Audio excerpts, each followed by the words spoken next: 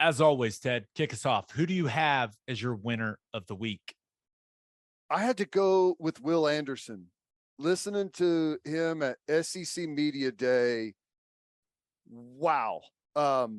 Number one, the NIL situation. He's had some NIL opportunities that have popped up, and it's made like the whole worrying about the NFL thing be a back burner for him. And I think that's incredibly important. I think whenever everyone's talking about like your NFL opportunities and where you may be drafted, your status, I think that has a tendency to creep into what you do a little bit. And the fact that he's been able to start his own brand, what is it, A3, and then let the NIL stuff take care of himself, his family, and get that foot forward there where all you can do is focus on football. All you have to do is focus on football. I think has been awesome. He's been studying a lot of NFL pass rushers, been studying Derek Thomas, who had the incredible, 27 sack season there at Alabama. And there's been a lot of comparisons made between those two guys. And I don't think that's very far off base. Another thing, Gabe, that I saw, he was already gigantic, lean, fast. He's put on 10 pounds since then of lean muscle, still has the same type of get off and even better strength. So I think our boy Will Anderson there at Alabama is about to have an incredible season. There's one defensive player on the Maxwell Award watch list. Any guess who it is? Yeah, they're going to go ahead and have the ceremony before the season. Yeah, he may win the Heisman. He talked about it. He said, he feels a responsibility to kind of represent defensive players. And that's a goal. Like, he wants to win the Heisman. And I know how much you love Will Anderson. I know how much we love Will Anderson just because of the player he is. Like, he's so fun to watch. But did you hear what he said when they asked him about sitting out and just getting ready for the draft? I didn't. He said, can't do that. I love football too much. Yeah. Well, I think which was refreshing to hear.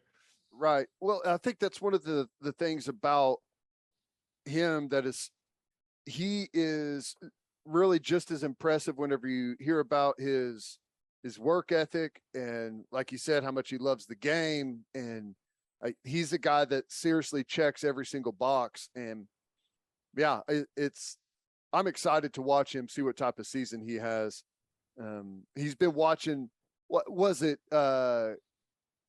Was it Myles Garrett that he talked to Myles Garrett and Joey Bosa, or was it Von Miller? It was Von Miller or Garrett, one of the two, but kind of watching some of their pass rush moves and has added some of those to his toolbox. So he's going to be tough. That week 2 matchup in Austin, Texas is going to be interesting. Oh, well, not only is that one going to be interesting, but they asked him about Jimbo Fisher and what he said about Nick Saban, right? And it was maybe my favorite quote of the day, and I wrote it down. Will Anderson said, when we play Texas A&M, everything will be addressed there. Which can you imagine being one of those Texas A&M tackles and be like, thanks, Jimbo. Appreciate you, coach. Awesome. That's great. Let's go ahead and just punch up the billboard material as much as we can before we they are going A&M. It's rare that you wake up a fan base that has had as much success as Alabama's. It's hard to get up for every game. A&M is going to be going into a hornet's nest in Tuscaloosa. Oh my gosh. That's one game I would love if I could be there. Oh my gosh. It's the same day as OU Texas again, right? Yeah, it's gonna be insane, but there's nothing like OU Texas. All right, who do you have as your loser of the week? I had to go with Mike Tyson. Interesting quote from Mike Tyson. He believes that his death is near. So uh, I hated to hear him say that. He looks at himself in the mirror and says that his expiration date is coming close really soon, he says. Now, part of it is he's had a couple of experiences with some psychedelics, some toad venom, and it has him at least embracing the thought of his own death, of being a beautiful experience. But nonetheless, it can't be good that you're starting to foresee your own death drawing very near, right?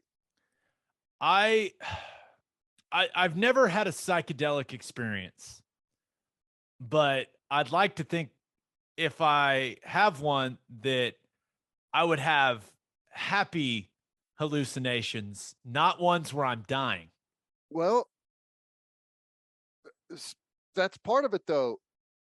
He's dying, but he's learned that death is beautiful. So Huh. there you go. I don't know.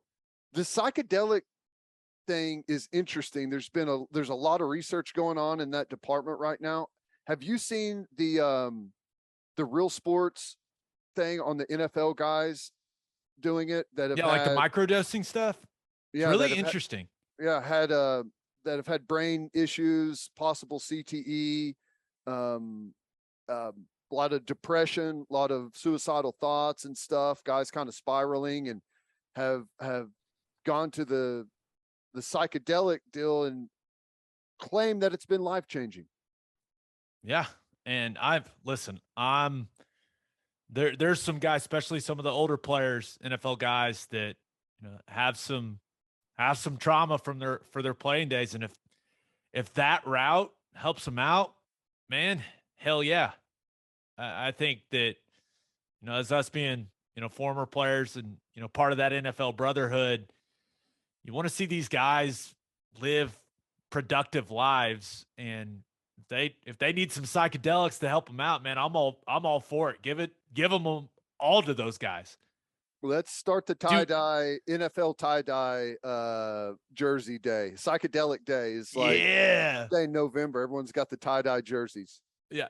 When you brought Mike Tyson up, I thought you were going to bring up I think it's on Hulu, his little biopic that Hulu's doing. It comes out in August. So I don't love the timing, but that's going to be cool. Yeah. I find Mike Tyson to be a pretty fascinating human. He is, he's had a lot of he looks at himself way differently than he used to. And it's interesting to hear him talk about his life, his experience, his regrets, his just his story. He's interesting. He's still crazy as shit, but he's interesting. He is. All right, let's get to my winner and loser. But first, First Fidelity Bank is a full-service financial institution based in Oklahoma with tailored solutions for all your personal and business needs. Checking accounts, saving accounts, home loans, and much more. They do it all, whether it's online banking from your computer or mobile banking from your phone. Everything is stress-free with FFB. Making mobile deposits, paying bills online, and moving money to different accounts could not be easier. First Fidelity Bank provides free ATMs worldwide, making banking convenient wherever you are. They also give back to the community. FFB donates a total of more than $500,000 to local charities and educational foundations. Make your life easier and go bank with First Fidelity Bank. Visit ffb.com for more information. And if you're a whiskey or bourbon drinker, stop what you're doing. Head to your favorite liquor store and buy some Balcones products. You got to grab some of Balcones Lineage single malt whiskey. It was just voted one of the top 20 whiskeys in the world by Whiskey Advocate, and you'll be shocked by how affordable it is. Also, you got to snag some of Balcones Baby Blue Corn whiskey. It's made from blue corn. That's the fancy corn. And that is why it has won more than 25 awards. Last but certainly not least, you got to buy some of Balcones Pot Still Bourbon. Its big flavors make it the perfect bourbon to drink year round. Remember in 2012, Balcones Single Malt won the Best in Glass competition, beating brands like Johnny Walker and Macallan. It became the first American distillery to win that competition. This stuff is the real deal, people. If you love great whiskey and bourbon at a great price, then Balcones products are the only way to go. The whiskey may be made in Texas, but the owners, they're from Oklahoma. To find a liquor store that has it, visit balconesdistilling.com. All right, for my winner of the week, thought about going with LIV Golf, man. Yep. Making waves. First, David Feherty leaving NBC to be an analyst on the LIV Golf broadcasts. And then Cam Smith wins the Open. And it only seems like a matter of days until an announcement that the number 2 golfer in the world is going to join LIV Golf. That's how it feels, at least to me. Yeah. Yeah, he was pretty cryptic in his It wasn't his cryptic. He just was like, what did he say? You ask me, that's really not good. That's probably the only thing he was thinking about the whole time is, what am I going to say? Yeah, it's wild. They continue to clip off some big names, important names from the golf world. Yeah, so we'll see. But Cam Smith, number 2 in the world golf rankings. If he leaves for LIV, that's clearly a big deal, especially because he's a young dude. What's the deal with Charles Barkley maybe leaving TNT to do that as well? Well, I mean, he jokingly said he'd like kill one of his relatives for $200 million to play LIV. And they are going after people, man. And they're offering them huge sums of money. And if you're Charles Barkley and they're going to give you, and I don't know what he makes from TNT, I assume he makes a ton on an annual basis, but you got to think all those nights they do TNT, especially during the playoffs, those late nights, and he's always complaining. He's like, let's go home. Like, and he's joking, but he's also being honest because he's Charles Barkley and he can say what he wants. If they're offering him like $100 million to do like 8 to 10 events for a couple days each, I mean, yeah, I get it, man. How could you could never have convinced me that Charles Barkley would make as much money broadcasting with basketball as he has, like before it really got rolling. But now I totally get it. You seriously never could have convinced me that Charles Barkley would make $100 million broadcasting with golf. Especially considering the swing that he's got. So if you could somehow cash in and be involved with that and make $100 million, I guess I don't have much to say. I'd be sad because the Inside the NBA, I believe, is the best sports show there is. So that would suck. That's what has me optimistic that he's not going to leave, is that show's just so damn good.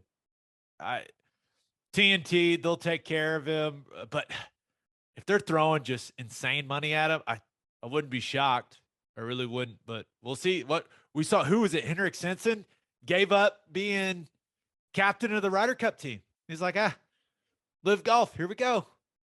Yeah. I mean, maybe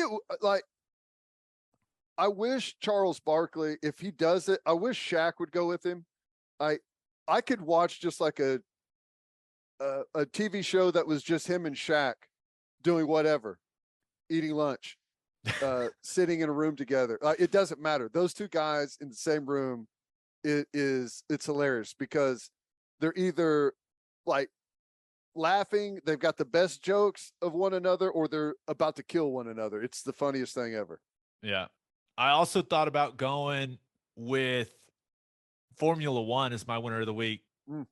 Now, it really there's nothing that has happened this week really, but yeah, what I was up early on Sunday, raring to go. You got to look at the schedule, Ted. I know. I was like, of course, the one time I'm like thinking about it the night before, make it a point to get up and like I'm going to watch it, is like the only bye week they've had in a long time. Yeah. But NASCAR's changing stuff up, and I think it's got everything to do with Formula One. NASCAR announced a street race next July that will go through downtown Chicago. and will have 12 turns. We got NASCAR cars turning, Ted. Are they going to turn left 12 times, or are we going to add some right-handers in there too?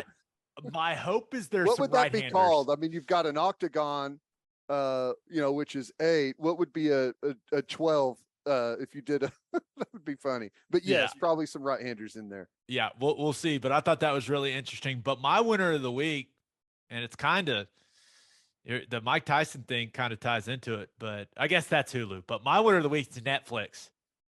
Did you see the trailer for the Manti Te'o No, I need documentary? to check it out. Oh, they are Netflix put a trailer out for a Manti Te'o catfish documentary. The title is Untold: The Girlfriend Who Didn't Exist, and it has interviews with the person that pretended to be Lene Kakua. I cannot wait for this. This is going to be fantastic. And remember, the whole thing was his grandma and his girlfriend what died on the same night, and that was the inspiration for his senior year and all this stuff. So it's going to be fascinating. I will say this, though. I'm going to be really pissed if I'm in it because we've played him that year. And I've told this story before, but at the coin toss of our game against them in Norman in 2012, I dapped him up and gave him a hug and told him we all were praying for him. Sorry for your loss, all that stuff before that game. I was trying to be a good guy, and I regret it. And when that report came out, I was like, I take it back, Manti. I didn't mean that. So, well, I really hope he wasn't mic'd up and I wasn't mic'd up for that game. I don't remember if I was or not, or if he was or not, but I really hope that's not in it. They didn't get my permission. So you have, if that makes it, you have one person only to blame. And that'll be Chris Plank. That's true. Would have been He's out always there with standing there at the coin toss. Microphone right there at the official, and maybe even got it in there, maybe commented about it before he threw it back to Toby. So, well, he has to be in this documentary, right? Oh, yeah, no, like he's all in it. Interviews, the whole thing. Like, it's going to be fascinating. I can't wait. Yeah, because I've never heard like his side of it, which I can understand was brutal. Like, he probably found out, but it was like everything had already like blown up by about the story. And like, at what point do you admit that you got catfished public? Like, it's just a horrible place to be. The fact that he continued to play the way that he did throughout that season with that hanging over his head is crazy. Yeah. I can't wait for it. I'm pumped, but I better not be in it. We should have played better that night. Damn it. Okay. My loser of the week. I thought about going with people that are betting on USC to win the national title, because I saw that at the Superbook at Westgate, Las Vegas, USC has attracted more bets and more money to win the national title than any other team. And listen, it's not, this is not from bitterness. Lincoln just needs some time, man. I have no clue how people can think that USC is going to be on, even on the same level or even close to the same level as Bama, Georgia, Ohio State, even Oklahoma, right? Like, give that staff some time to build that roster and to develop their system, to like the culture. Like, it's not going to happen overnight. They were a good football team, and I know they did really well in the transfer portal. I understand that, but it just doesn't happen like that, man. These people just set your money on fire. Just set it on fire instead. We have to be watching a massive propaganda scheme unfolding right before our eyes. But I don't know if national media is getting paid by Vegas to pump USC. If they've got like troll armies, like bot armies on social media that are amplifying what USC is going to do and how good they're going to be.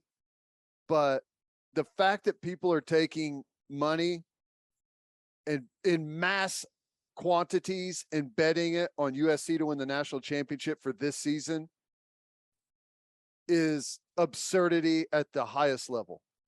It's craziness. And it really, for me, it really doesn't have that much to do with USC. It's Bama and Georgia and Ohio State. Like, look at those rosters. Look, and the continuity of those coaching staffs. I have no idea how people think, like, if I could choose one of those three teams to win the national title or the field, I'm probably taking those three teams. Just being honest. Yes. I mean, yeah. So I think USC, I think Lincoln Riley's going to get USC rolling. I do. I think they're going to be better. I think they're going to be a really, really good program under that staff, but it takes time. I heard Stuart Mandel and Bruce Feldman, two college football guys that do really good work, say the qualification for a successful season this year for USC is to win the Pac-12. Damn. They're not going to win the Pac-12. It takes time. I think it's a crazy bet to bet on USC to win the Pac-12. And I don't think the Pac-12 is any good. I mean, Utah and Oregon are good. Everyone else is just very average. So, I don't know. Wild. Yeah. But my loser of the week, the National League. Yeah, we're going to talk some baseball, baby, because I watched the entire All-Star game, and the National League now has lost 9 straight All-Star games. 9. And the NL, they scored 2 runs in the first inning, and then the rest of the game, 1 hit, end up losing 3-2. It was, I wish there would have been more runs scored. I wish there probably would have been fewer strikeouts. I think there were like 13 hits, and then there were like 22 strikeouts in the All-Star game. But I will say, Giancarlo Stanton hit that ball approximately 15 miles. I mean, did you see that picture of the point of contact with the ball compressed against the barrel of his bat? I've seen that with a golf ball, and that makes sense. I've never seen that with a baseball. And I'm sure there's the million pictures out there of it, but I just personally have never seen that. That was crazy. And how, it looks like he barely swung at it. Whenever you see like the video of it, it's just so smooth and effortless.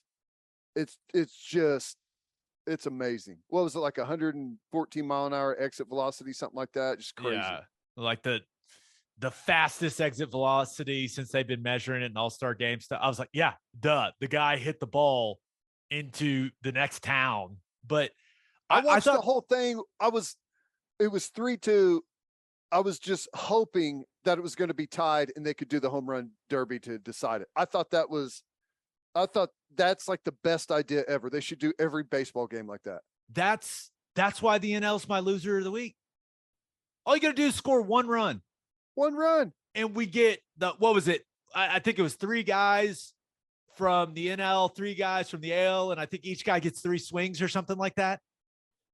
Give us that drama. Score 1 more damn run, National League. Come on now.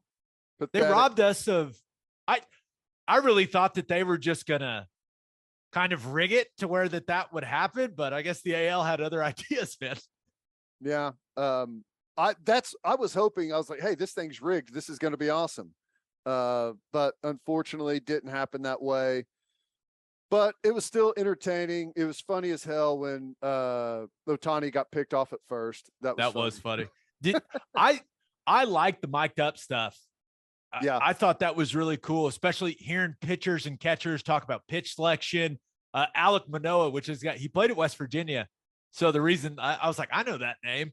And him talking through, striking out the side in the second, like that was really cool. And he was talking to Smoltz out loud, and like as he was throwing pitches, he was like, "Bye, you." It was pretty great. I mean, it was there were some really entertaining components with the mic'd up stuff. I liked it. Yeah, it was cool. Every time I watch that, I have a panic attack because I couldn't imagine trying to play a sport and have some guys like talking into my ear. Like it makes me like panic just thinking about it. Like trying to have that conversation and trying to play at the same time. Did you, when you were playing in the NFL, did you have you had the headset in your helmet, right? Yeah. As the mic backer. Mm-hmm. Did that bother you?